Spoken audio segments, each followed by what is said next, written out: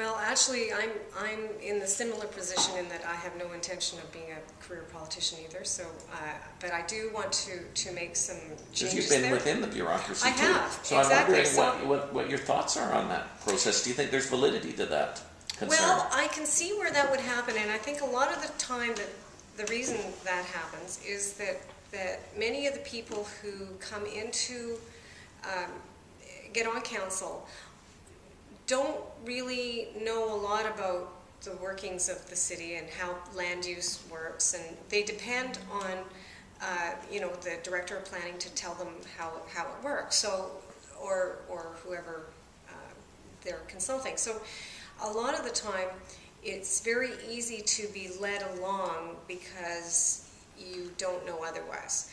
I, on the other hand, feel that I have enough background so that I would not be led in that regard. And I also feel that it's really clear that there are a lot of problems, not just with the way council manages things, but also with the way that the bureaucracy also is managing things.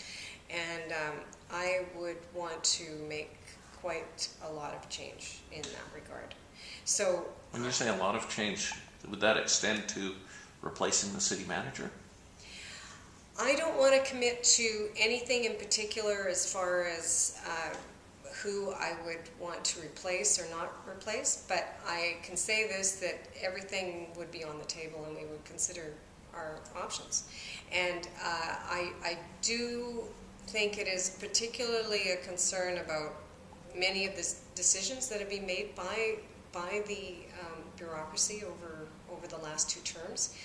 And I feel that if we are to make a change in direction, we have to ensure that the bureaucracy that upholds that and implements that needs to also be on the same page.